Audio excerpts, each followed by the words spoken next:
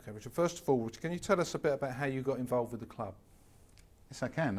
I was a season ticket holder in the Selhurst Park days, and a good friend of mine was Martin Simons. And Martin was approached by Roger Alwyn, I think it was on the ski slopes actually in Mirabel, looking for extra investment. And Martin and I decided to buy 5% of the club each, and we became directors, which was, I think, in about March 1991. Was that a bit of a gamble at the time, given the way the club situation? Well, it certainly was, and it proved worse than a gamble, because we invested our money, we gave our cheques, and at the time didn't ask for our share certificates. And unfortunately they never arrived, because unfortunately one of the shareholders, Mike Norris, was in financial trouble at the time, and the banks held all his assets. So we really went in at the deep end. We put our money in but didn't get anything back for it, so I then got more involved. And the club at the time was just leaving Selhurst Park, but it wasn't able to complete the return to the Valley in that September, August as anticipated. Absolutely. So, I mean, to what extent were you involved in the moves to get the club back to the Valley from Upton Park? I think, Roger and his team have to take the most credit for that. I think where I really got involved was on negotiating the deals once we were back, because people like builders weren't being paid, and there were all sorts of unpaid debts, and I really had to get stuck into that.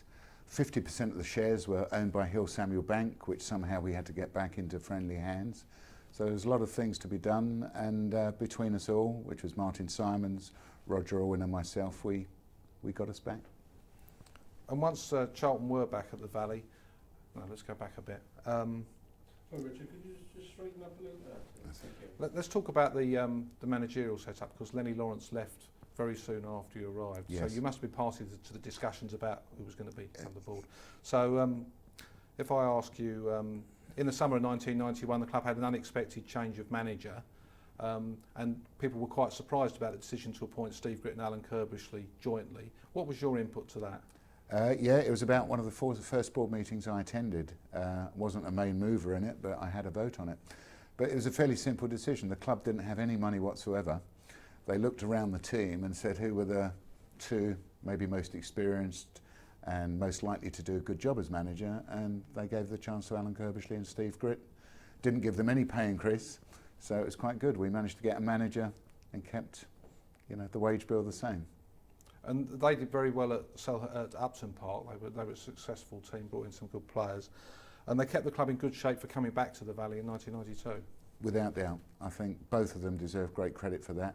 Maybe it was their naivety which got them through, because whenever we sort of unearthed a good player, he had to be sold, whether it was Robert Lee or Andy Peake or whoever.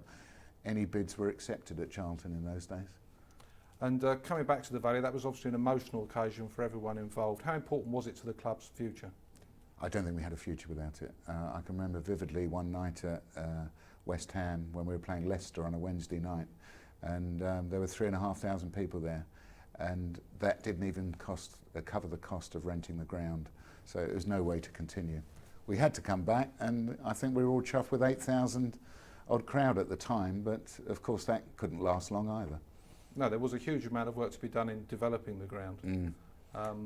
Did you envisage at the time how long that would take? No, I think we were really at a stage, in the early 90s where it was just survival. And I think as you got closer and closer to the club, you realised that survival couldn't be achieved on 8,000 gates.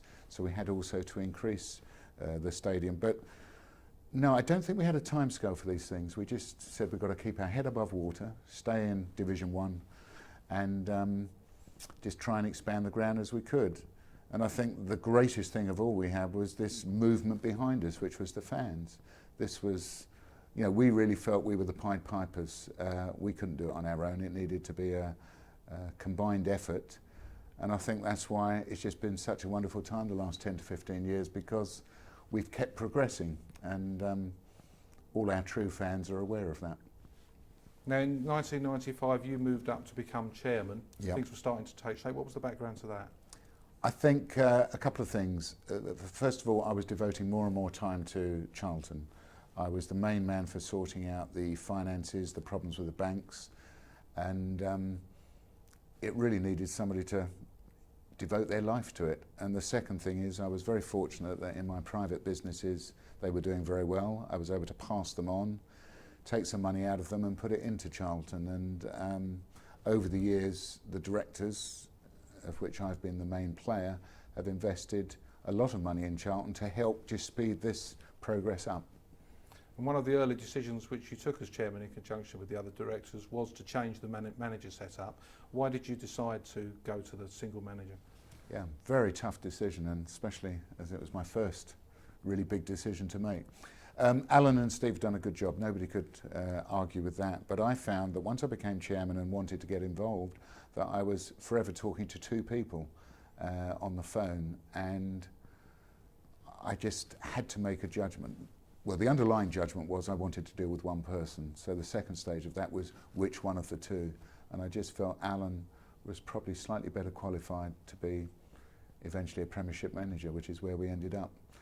But I've got to say that Steve and I have stayed friends, and I'm pleased to say he's now playing a vital role within Charlton. Your judgment was justified by history in terms of the way events unfolded a little bit. Would that be fair to say? Yes, and that's I'm enjoying the question. Yeah, Alan has proved to be a wonderful manager, but I don't think we should forget that Steve did a great job at Brighton. He did a good job at Millwall, and he's now running our youth academy. But I think Alan has been one of the success stories of the last decade.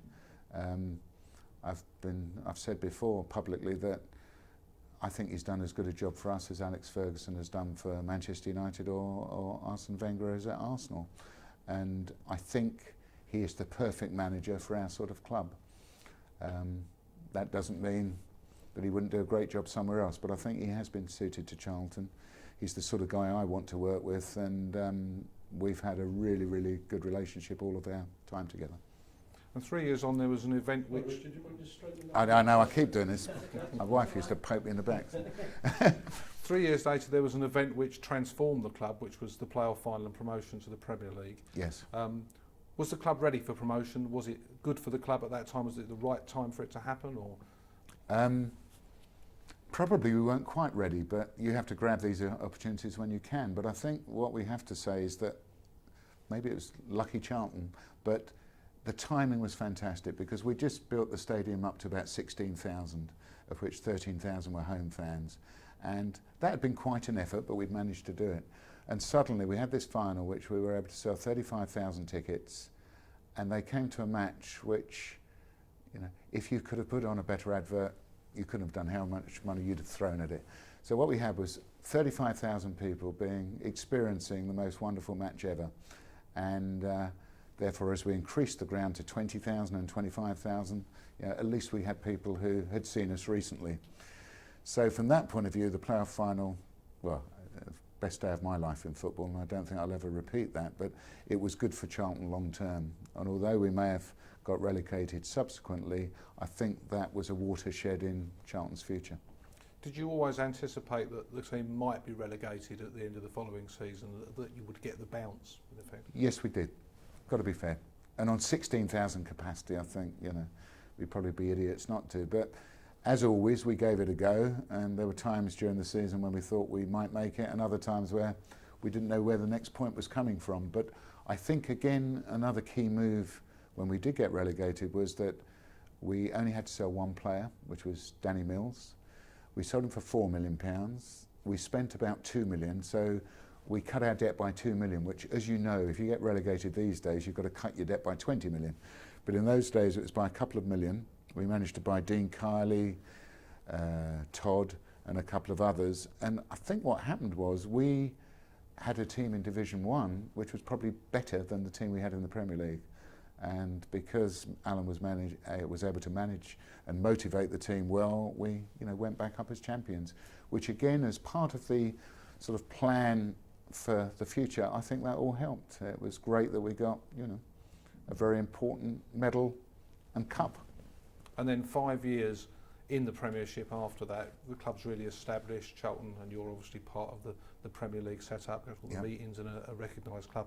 Is that more than you thought could be achieved at Charlton? I think, if somebody had said to me 10 years ago, you could get Charlton to a position where they're an established Premier League club with 27,000 decent stadium, of course we'd have taken somebody's arm off. And I think it is a really fantastic achievement which everybody connected should be proud of.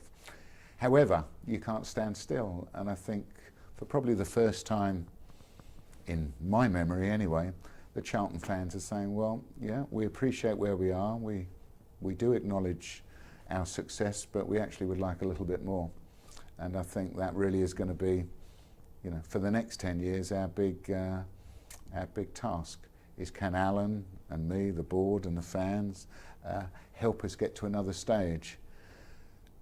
However, I would say we've got to be realistic what that stage is, and I think the next stage of any ambition will be to say that we can establish ourselves as a top 10 side, and occasionally, please, you know, win a cup or maybe qualify for Europe. Okay, and just a bit about the ground as it is. Just to say that there's been a real transformation when you look around the ground. Do you take personal pride in that? Are you excited by what you see? Yes, I am, yeah. I mean, luckily we've got some photographs around here still to show us what it was like with just two ends. But no, it's a fantastic stadium. And in fact, I remember just a couple of weeks ago, I had a guest who hadn't been to Charlton before, and I took them into the stadium at about 1 o'clock when it was empty, then back again at 3 o'clock. And yeah, it reminded me just how far we had come and what a super place the Valley is. And it's not going to stop here. We're going to keep on growing the stadium, but as usual, only when we can afford it and not at the cost of the team. Okay. I do it. Very steady, because you're going to have all the other guys with her. Just got at the top of the show, we'll show you what we want to do here. The very top of the programme, we quite like... I mean, just while we're talking it through, one of the things which... Chris, you switched off. Chris? Well, whether it's something, you know, use it for celebrity. No, absolutely.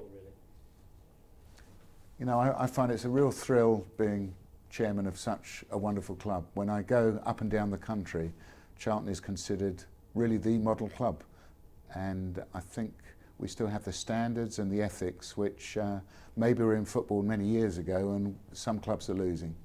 So yes, I'm a very privileged man.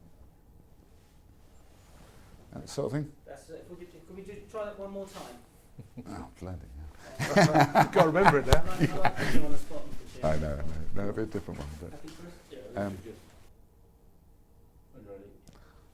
I think throughout the country, Charlton just has such a wonderful reputation. It's obviously been built up over 100 years, but I do feel over the last 10 years we are seen as one of the clubs to follow, a model club, and you know, it's a great privilege to be in charge of such an operation. Operation, what a horrible fucking word. Operation. You're going to worry me on that. What are we saying? Do you want to do it again? Yeah, we'll keep going, yeah. Just straighten yourself in the chair, that's it. That's a bit long. Yeah. Being involved with football over the last 10 years, I really have found that Charlton is the model club for many other clubs. And no, we'll forget that one. Yeah. Yes.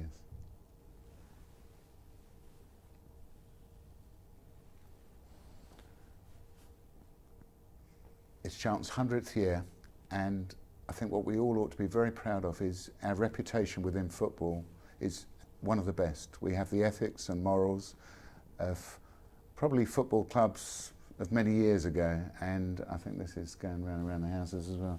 You can't play back the first one and see if it was all right, can you? Just have one more go. Okay. Nice, simple and easy. A simple one.